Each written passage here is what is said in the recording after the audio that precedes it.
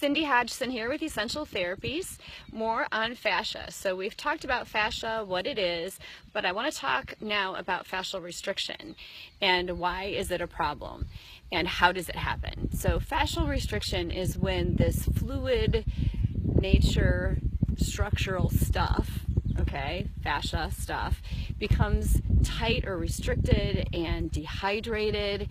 And what causes that? So there can be lots of things that cause that. The first obvious one is injury. So any kind of injury you can think of, from falls to car accidents to stepping off of a curb wrong, almost falling, all kinds of things can set our body off into a protection mode because the fascia is going to protect, right? So it's protecting, it's tightening down, and then it gets stuck there and it doesn't let go, and that can set us up for problems like this, okay? So the other thing that can cause problems with the fascia is surgery. Okay, so if you had any surgeries, you also have scar tissue. So scar tissue is something that is different than fascia because it wasn't there to begin with, but it's the body's way of correcting a major injury or insult to the body and trying to sort of fix that fascial area. The problem is it doesn't do it perfectly, so now we have scar tissue that doesn't look exactly like fascial tissue, and it's more tough and things don't move well around there. So any kind of surgery or scarring of any kind definitely sets the fascial system up for problems. So we can change scarring somewhat. We can release a lot of the tightness in that ground substance we talked about in the first video that is supposed to be like jello and can end up feeling like concrete. So we can definitely loosen some of that with treatment.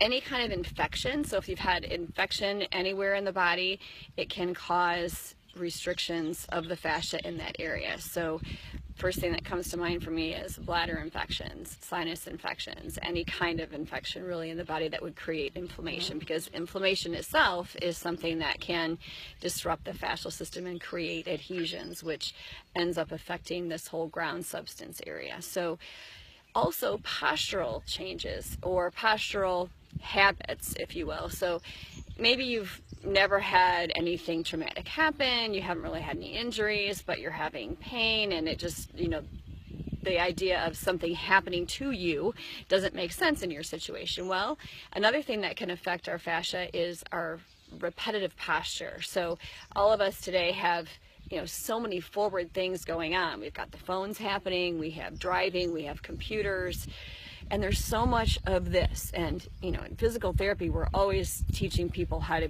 observe their posture, be aware of what kind of posture they're in, and then improve it.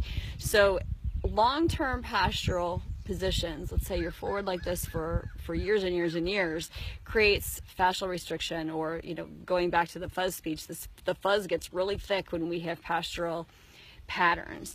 Also movement patterns. So if you have a job which is very repetitive, that can create or set up restrictions in the fascial system. So there are lots of things that can create an abnormality in how the fascia moves and how your body moves and how your organs are held within the body and so on.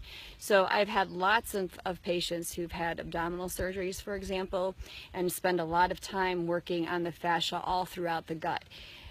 There's really no other way to stretch your gut like we would stretch our legs or our hamstrings or our back or anywhere else in our body where we think of having joints. Okay, so in the abdomen, anyone who's had surgery there, and I've felt lots of bellies that have had surgery, that restricted tissue feels different.